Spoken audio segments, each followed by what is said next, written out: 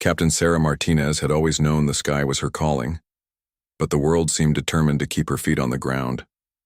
Growing up in a small Texas town, she watched military jets streak across the desert sky and felt something ignite deep in her chest.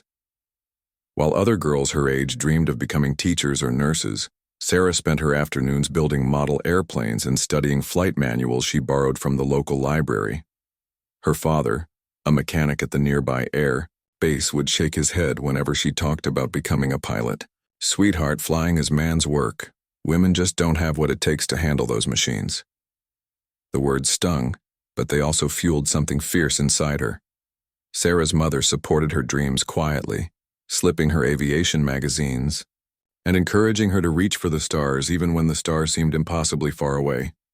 High school brought more challenges.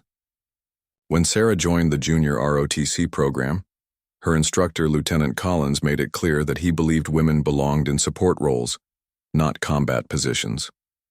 During flight simulation exercises, he would deliberately assign her to communications or logistics while the boys got to pilot the virtual aircraft. Sarah watched from the sidelines, memorizing every control and procedure, her jaw clenched with determination. The breaking point came during her senior year when the military recruitment fair visited their school. Sarah approached the Air Force table with her perfect grades and test scores, only to be told by the recruiting sergeant that while women could serve, combat pilot positions were extremely limited and highly competitive. "Maybe consider being a navigator or air traffic controller," he suggested with a patronizing smile. "Those are important jobs too."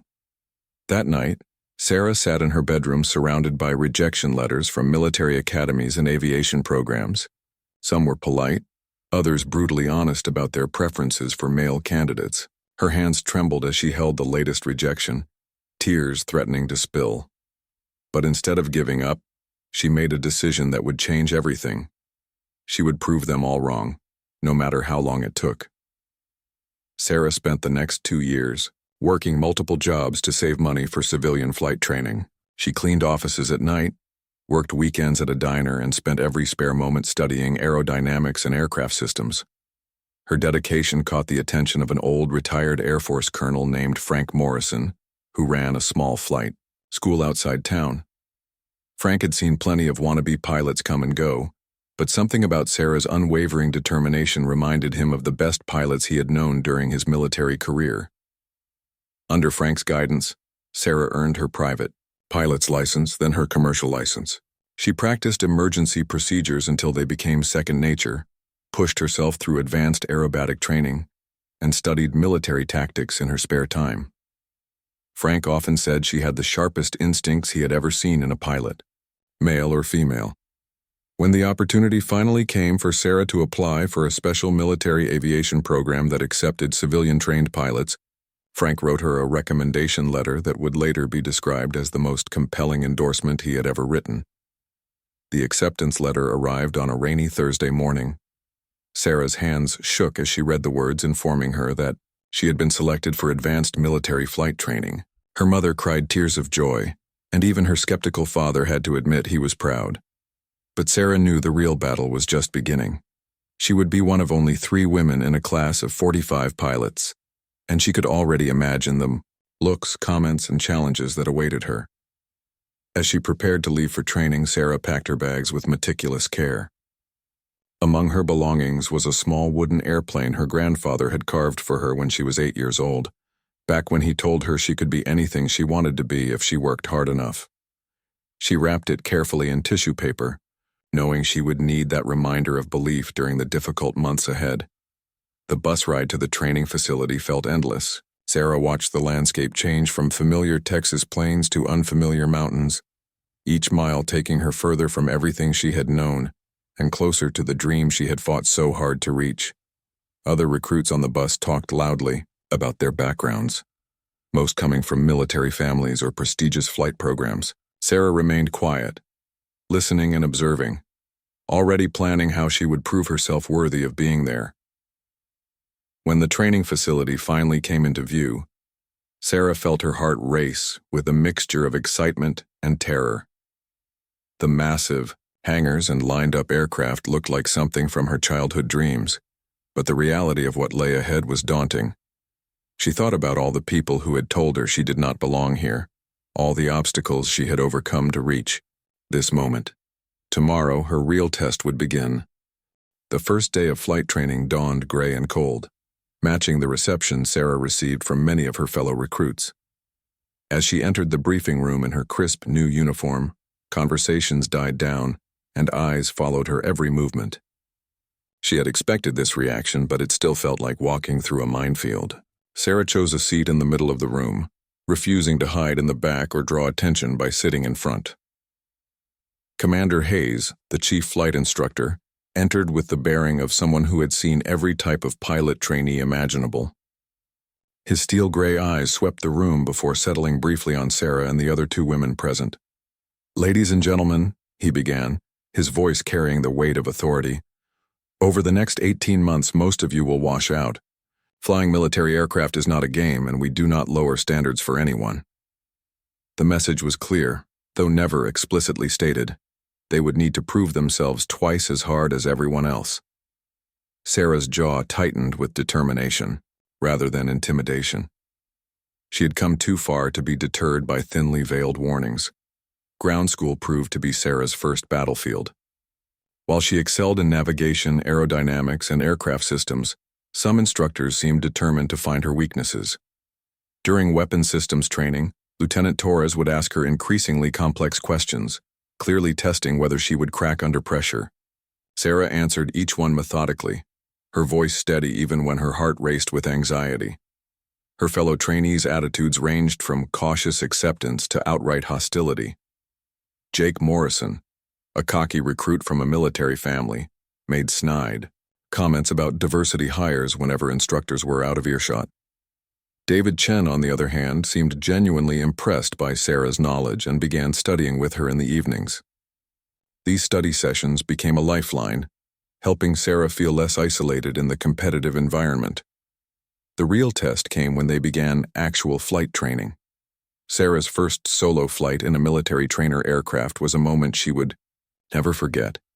As the canopy closed and she went through her pre-flight checklist, years of dreaming crystallized into reality.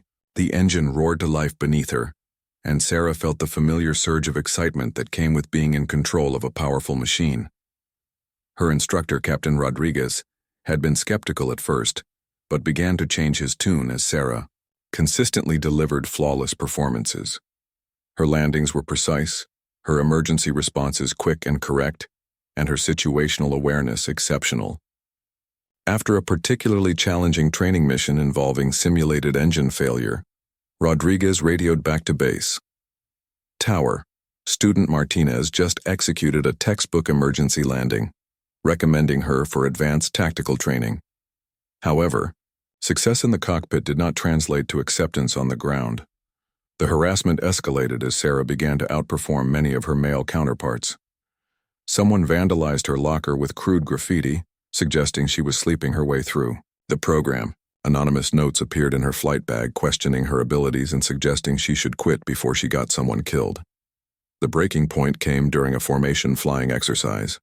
Sarah was leading a four-ship formation through a complex navigation course when Jake Morrison, flying on her wing, began deliberately flying erratically. His aircraft drifted dangerously close to hers, forcing Sarah to make split-second adjustments to avoid a collision. Over the radio, she heard him laugh and make a crude comment about women drivers. Captain Rodriguez, monitoring from the ground, immediately ordered the formation to return to base. Once they landed, he pulled Morrison aside for what witnesses described as the most intense dressing down they had ever witnessed. Morrison was placed on disciplinary probation, and word spread quickly through the training squadron that harassment would not be tolerated. Despite the challenges, Sarah found unexpected allies. Sergeant Williams, the gruff maintenance chief, began teaching her advanced aircraft systems during her off hours. "You've got the touch," he told her one evening as she perfectly diagnosed a hydraulic problem that had stumped other students. "Some pilots fight their aircraft, but you work with yours. That's the mark of someone who truly understands flying." As the months passed, Sarah's reputation grew. She consistently scored in the top 5% of her class, earned the respect of most instructors, and began to be sought out by other students for help with difficult concepts. The wooden airplane her grandfather had carved sat prominently on her desk, a daily reminder of how far she had come and how much further she needed to go. The final phase of training approached, and with it came the selection process for aircraft assignments. Sarah had her heart set on fighter jets, the most prestigious and challenging assignment available. Commander Hayes called her into his office one afternoon, his expression unreadable. "Martinez," he began, leaning back in his chair, "your performance has been exceptional. Your flight scores are among the highest we have seen in years, and your instructors consistently praise your judgment and skill." Sarah felt her heart leap, but Hayes continued, "However, I need to be honest with you about the realities you will face. Fighter squadrons are not known for their progressive attitudes toward female pilots. Are you prepared for that challenge?" Sarah met his gaze steadily. "Sir, I have been preparing for that challenge my entire life. I did not come this far to back down now." Hayes nodded slowly, a slight smile playing at the corners of his mouth. "That's what I hoped you would say. Congratulations, Lieutenant Martinez. You have earned your wings and your assignment to advanced fighter training." That night, Sarah called her parents with the news. Her mother cried tears of joy, and her father, his voice thick with emotion, told her he had never been more proud of anyone in his life. As she hung up the phone, Sarah looked out at the flight line where the sleek fighter jets sat ready for tomorrow's missions. Soon, she would be flying one of those incredible machines, but first, she had to survive the most challenging phase of her training yet. Advanced fighter training pushed Sarah beyond every limit she thought she had.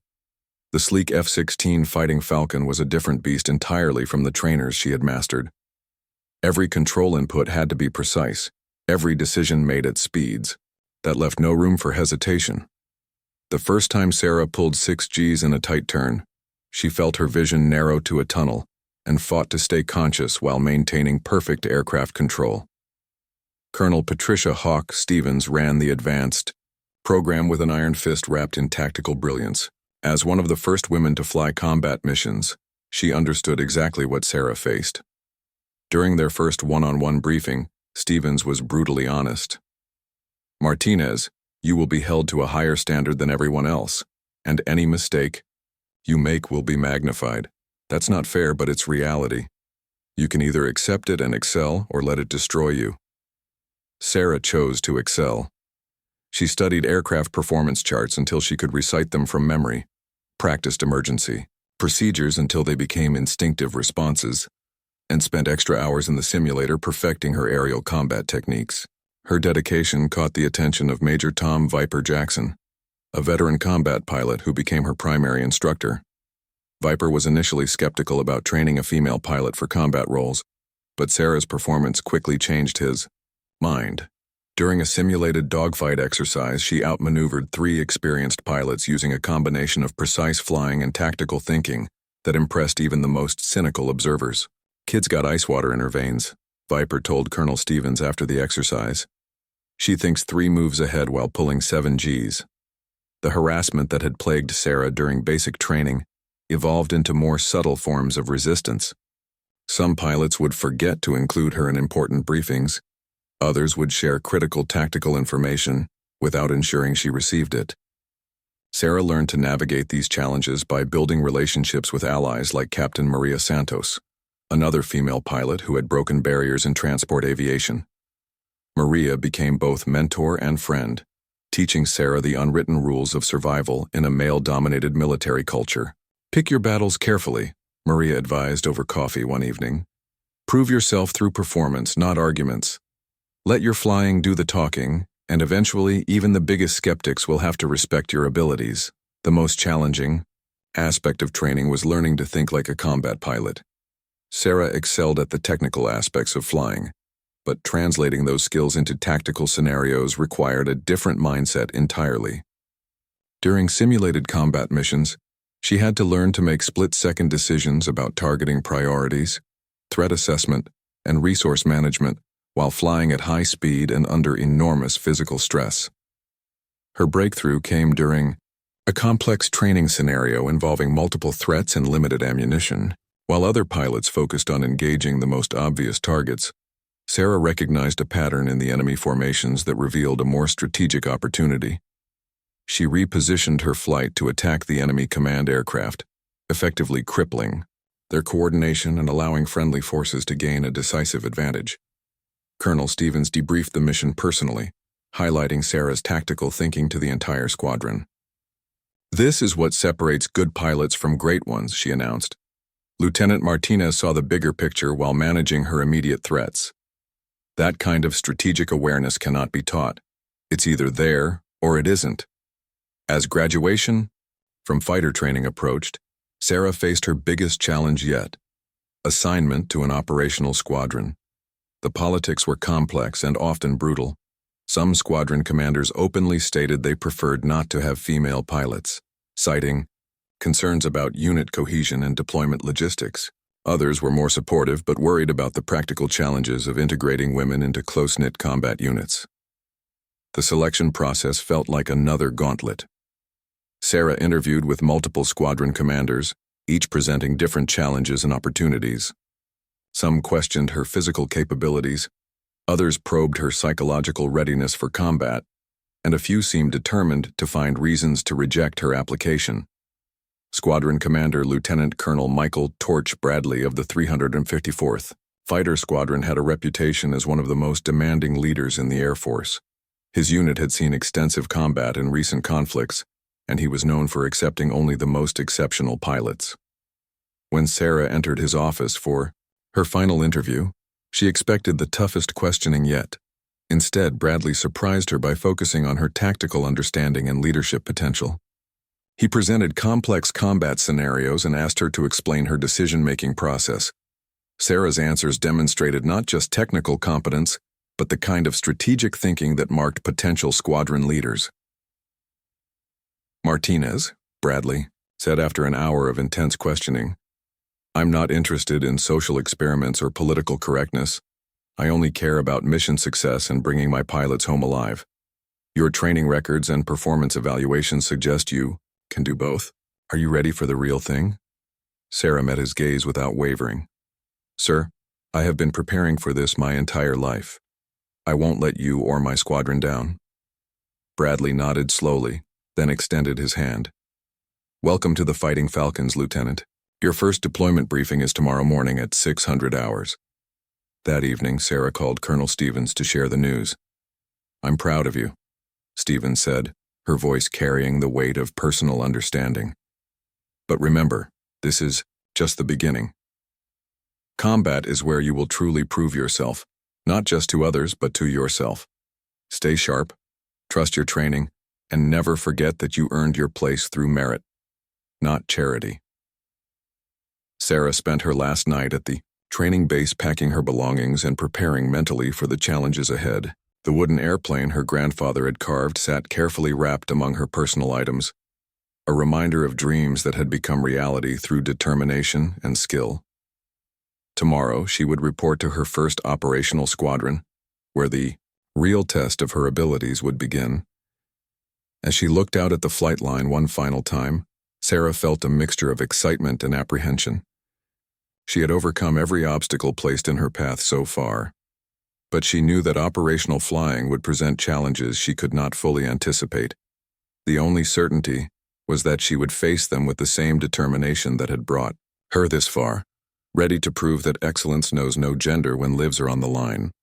The 354th Fighter Squadron was stationed at a forward operating base in a region where tensions ran high and missions could turn deadly without warning. Sarah arrived on a dusty Thursday morning, her gear bag slung over her shoulder and her determination intact despite the skeptical looks from ground crew and pilots alike. The base buzzed with the constant activity of aircraft maintenance, mission planning, and the underlying tension that comes with being in harm's way. Lieutenant Colonel Bradley wasted no time integrating Sarah into squadron operations. Her first week consisted of intensive briefings on local threats, enemy capabilities, and the specific tactics employed by the 354th. Sarah absorbed every detail, from the quirks of the base's aging radar systems to the preferred attack patterns of hostile forces in the region. Her squadron mates were a diverse group of experienced combat pilots, each carrying their own combat history and personal perspectives on having a female pilot in their ranks. Captain Rick Bulldog Thompson, a veteran of multiple deployments, made his skepticism clear without being overtly hostile. "Nothing personal, Martinez," he said during her first squadron meeting, "but I've got a family back home, and I need to know the pilot covering my six can handle anything that comes up." Sarah understood his concern and responded the only way she knew how, through exceptional performance. During her first training missions, she demonstrated the skills that had earned her place in the squadron. Her formation flying was precise, her communication crisp and professional, and her tactical awareness sharp. Slowly, grudging respect began to replace open skepticism. The squadron's culture was built around trust, competence, and the unbreakable bond between pilots who depended on each other for survival. Sarah worked to earn her place in this brotherhood through consistent excellence and quiet professionalism. She never complained about the longer hours or additional scrutiny she faced, instead focusing on proving herself worthy of her colleagues' trust. Captain Lisa Phoenix Rodriguez, the squadron's intelligence officer, became Sarah's closest ally and guide to navigating the complex dynamics of military life in a combat zone. Phoenix had faced her own challenges as one of the few women in intelligence roles, and she understood the delicate balance Sarah had to maintain between proving herself and fitting into the squadron culture. "The key," Phoenix explained over a quiet dinner in the officers' mess, "is to be excellent at your job while remaining approachable as a person. These guys need to see you as a pilot first, not as a statement or a symbol. Let your flying speak for itself and the rest will follow." Sarah's first real test came during a complex training exercise designed to simulate the most challenging combat scenarios the squadron might face. The mission involved multiple flights coordinating attacks on heavily defended targets while dealing with equipment malfunctions and communication failures. Sarah flew as wingman to Captain Venom Walsh, an experienced pilot known for his aggressive tactics and demanding standards. During the exercise, simulated surface-to-air missiles forced Sarah's flight to execute evasive maneuvers while maintaining their attack profile. When Venom's aircraft experienced a simulated hydraulic failure, Sarah had to adapt instantly, taking the lead and guiding her flight leader through the emergency procedures while continuing to prosecute their assigned target. Her performance during the exercise was flawless. Sarah maintained situational awareness, communicated effectively with both her flight and ground controllers, and successfully completed the mission despite multiple complications. The debriefing session that followed was unusually positive, with even the most skeptical pilots acknowledging her competence. "Martinez flew that mission like a seasoned combat veteran," Lieutenant Colonel Bradley announced to the assembled squadron. "Her decision-making under pressure and ability to adapt to changing circumstances were exactly what we need in this unit. I'm proud to have her on the team." The breakthrough moment in Sarah's integration came during an off-duty volleyball game between the pilots and ground crews. Sarah had initially hesitated to join, unsure whether her participation would be welcomed. Phoenix encouraged her to play, arguing that these informal moments were crucial for building the personal relationships that underpin professional trust. During the game, Sarah's competitive spirit and athletic ability shone through. She dove for difficult shots, cheered her teammates' successes, and laughed at her own mistakes with good humor. When she made a spectacular save that won the match for the pilot's team, even Bulldog Thompson patted her on the back and said, "Nice play, Martinez. Maybe you're not just a pretty face after all." Sarah's reputation within the squadron continued to grow as she consistently performed at the highest levels during training missions and exercises. Her tactical knowledge impressed senior pilots, her technical skills satisfied the most demanding instructors, and her professional demeanor earned respect from ground crews and support personnel. However, she remained acutely aware that her real test would come during actual combat operations. Training missions, no matter how realistic, could not fully replicate the stress, chaos, and life-or-death stakes of real combat. Sarah knew that her acceptance within the squadron was still conditional, dependent on how she performed when lives were truly on the line. The opportunity to prove herself came sooner than expected. Intelligence reports indicated increasing hostile activity in the region, and the squadron was placed on high alert for potential combat operations. Sarah felt Her pulse quickened as she read the classified briefings describing enemy movements and potential targets. This was what she had trained for, what she had dreamed of, and what would ultimately define her career as a combat pilot. During the final training mission before potential deployment, Sarah flew as flight leader for the first time.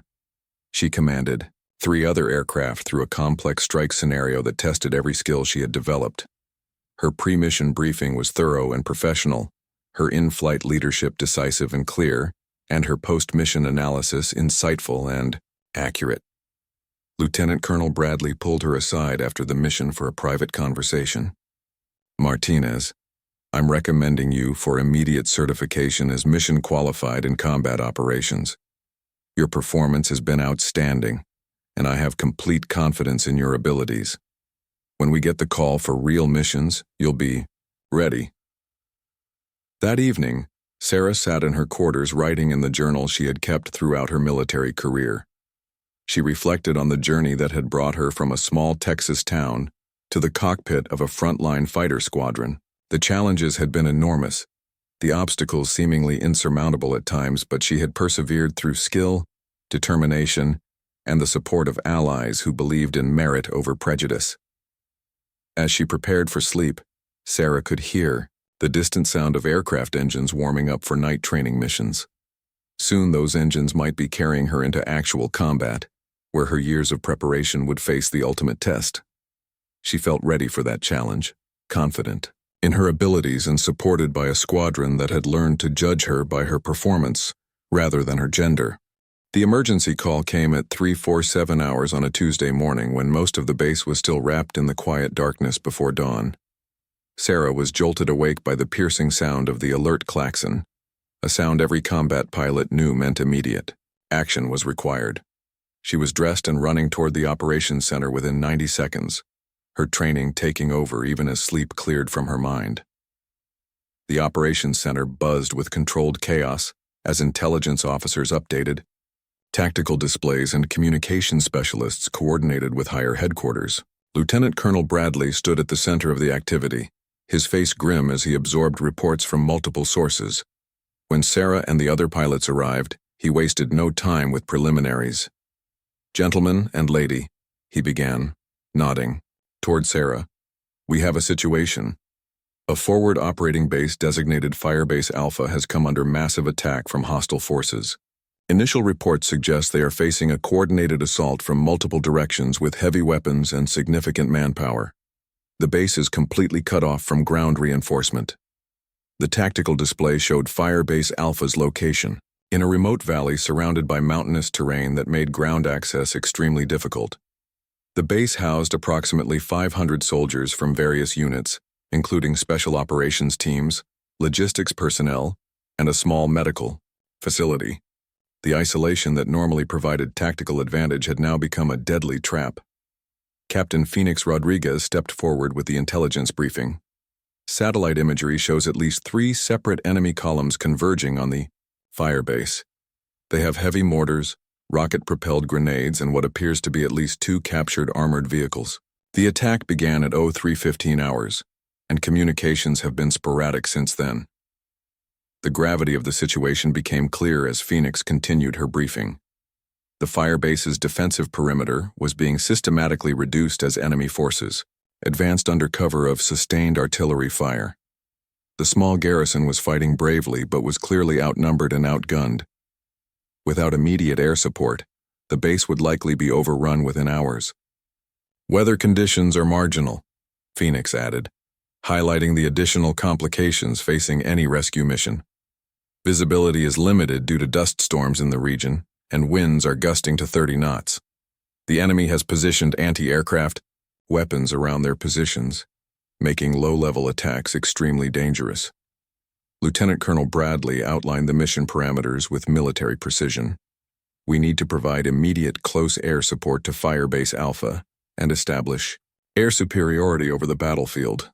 Intelligence suggests the enemy has mobile surface-to-air missile systems, so this won't be a routine strike mission. We'll be flying into a heavily defended target area with limited visibility and challenging weather conditions." Sarah felt her heart rate increase as she absorbed the mission details. This was exactly the kind of scenario she had trained for. But the stakes were higher than any training exercise. 500 American soldiers were depending on her squadron's ability to break the enemy assault and provide the breathing room needed for ground reinforcements to reach the firebase. The mission planning proceeded with the efficiency born of extensive training and experience. Sarah was assigned as wingman to Captain Venom Walsh, who would lead the first flight of 4 F-16s toward the target area. Their primary mission was to neutralize enemy anti-aircraft positions and provide close air support to the besieged defenders. As Sarah suited up in her flight gear, she ran through mental checklists and reviewed the tactical situation one final time.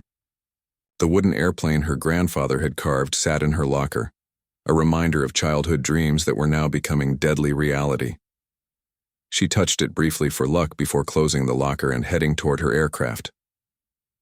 The pre-flight inspection took on additional urgency, given the combat nature of the mission. Sarah checked every system methodically, knowing that mechanical failure during combat could mean not only her death, but also the failure of a mission that hundreds of soldiers were counting on. Her crew chief, Sergeant Martinez, worked alongside her with professional efficiency. "She's ready to fight, ma'am," Sergeant Martinez reported as Sarah completed her external inspection. "All weapon systems checked good, fuel is topped off, and I personally verified every component. Bring our guys home safe." Sarah climbed into her cockpit as the first hints of dawn began to lighten the eastern horizon. The familiar routine of startup procedures took on heightened significance as she prepared her aircraft for combat. Every switch position was critical, every system check vital to mission success.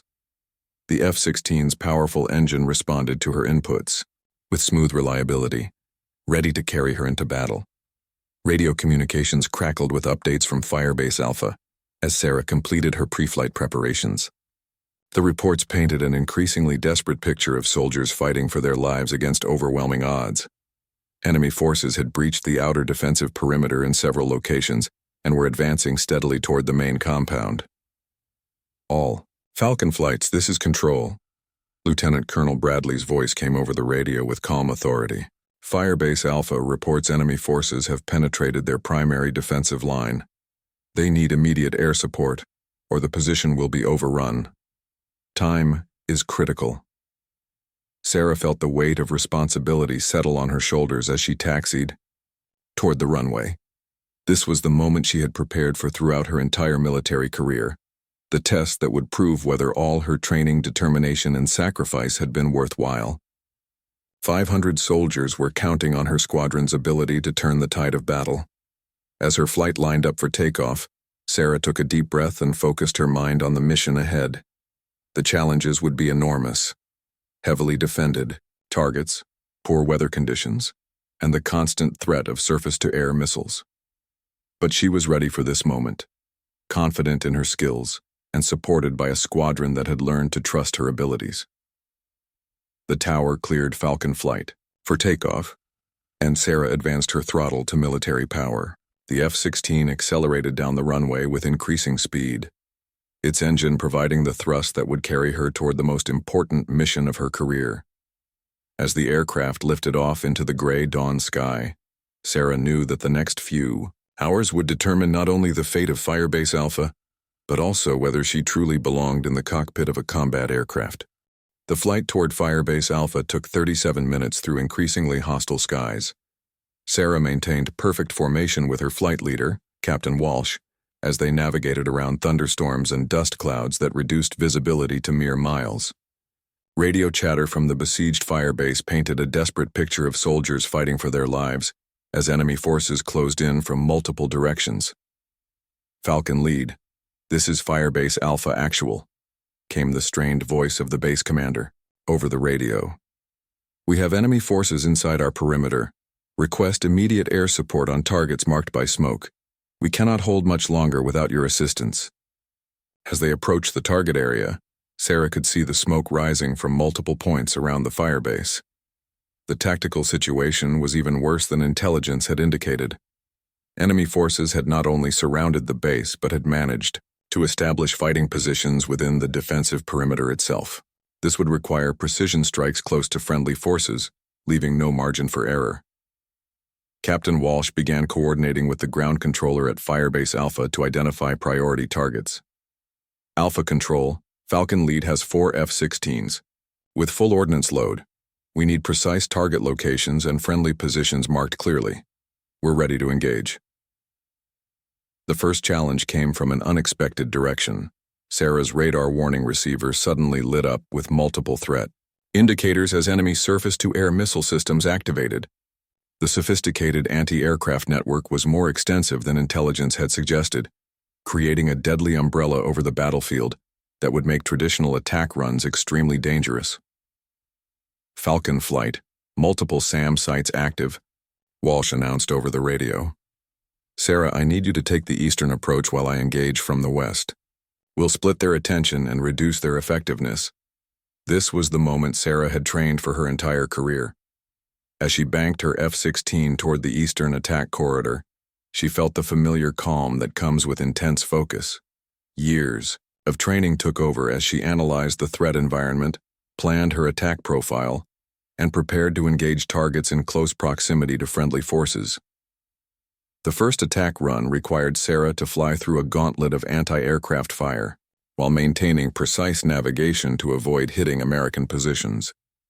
Her aircraft shuddered as flak bursts exploded nearby, but she held her course steady and released her precision-guided munitions exactly on target. The explosion that followed eliminated an enemy mortar position that had been raining shells on the firebase's main compound. Outstanding hit, Falcon 2, came the excited voice of the ground controller. That was danger close, but you nailed it perfectly. We need you to engage the armored vehicles approaching from the north. Sarah's second attack run was even more challenging. The enemy had learned from her first pass and concentrated their anti-aircraft fire in the most likely approach corridors. As she dove toward her target, Sarah found herself flying through a wall of tracer rounds and missile contrails that lit up the gray dawn sky like a deadly fireworks display. Her training proved its worth, as Sarah instinctively executed defensive maneuvers while maintaining her attack profile. She pulled her aircraft through a series of high G turns that would have been impossible without years of preparation, all while keeping her target locked in her sights. The precision-guided bomb she released struck the lead enemy tank with devastating accuracy, stopping the armored advance cold. But the mission was far from over. Intelligence reports indicated that additional enemy forces were approaching Firebase Alpha from previously undetected positions. The tactical situation remained desperate, with American forces still outnumbered and under constant pressure from multiple directions. Falcon Lead, Alpha Actual, came an increasingly urgent transmission from the Firebase commander. We have reports of enemy reinforcements approaching from the southeast. Large convoy with heavy weapons, estimated arrival in 15 minutes. Without air interdiction, we will be completely overwhelmed. Sarah volunteered immediately. Falcon Lead, Falcon 2 can engage the convoy. I have sufficient fuel and ordnance remaining. The decision would require her to fly solo against a heavily defended target, while her squadron mates continued providing close air support around the firebase itself. Captain Walsh hesitated for only a moment before approving her request. Roger. Falcon 2, you're cleared to engage the southeastern convoy. Exercise extreme caution and maintain radio contact. Flying alone toward the enemy convoy, Sarah felt the weight of responsibility more acutely than ever before. The success of the entire mission might depend on her ability to stop the reinforcements before they could reach Firebase Alpha. She flew low through the mountainous terrain, using the landscape to mask her approach while scanning for threats. Convoy appeared exactly where intelligence had predicted. A long line of trucks and armored vehicles moving rapidly toward the firebase. Sarah counted at least 20 vehicles, including several that appeared to be carrying heavy weapons and additional anti-aircraft systems. This was no ordinary supply convoy. It was a reinforcement force that could tip the balance decisively against the defenders. Sarah's attack had to be perfect. With limited ordnance remaining, she needed to maximize the impact of each weapon, while avoiding the convoy's defensive fire. She identified the lead and rear vehicles as priority targets, knowing that disabling them would trap the convoy on the narrow mountain road and prevent the remaining vehicles from reaching Firebase Alpha. Her first pass was a textbook example of precision flying under extreme conditions. Sarah dove from high altitude, using the mountainous terrain to mask her approach until the last possible moment.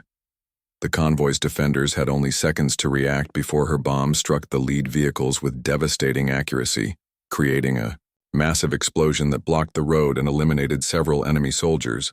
But the convoy fought back with surprising intensity. As Sarah pulled up from her attack run, multiple anti-aircraft guns opened fire simultaneously, filling the sky with tracer rounds and explosive shells. Her F-16 was hit twice by small arms fire, causing warning lights to illuminate on her instrument panel and forcing her to deal with partial hydraulic failure while continuing to prosecute the attack. Falcon 2 Firebase Alpha came an urgent transmission. We can see the convoy from our position. Outstanding work stopping their advance, but we need you to finish the job. Enemy forces here are regrouping for another assault. Sarah's final attack run required her to fly her damaged aircraft through the heaviest defensive fire she had ever encountered. The convoy's remaining vehicles had formed a defensive circle and concentrated all their weapons on her approach path. As she lined up for the attack, Sarah knew this would be the most dangerous few minutes of her military career. The approach seemed to last forever, as her aircraft was buffeted by explosions and threatened by surface-to-air missiles.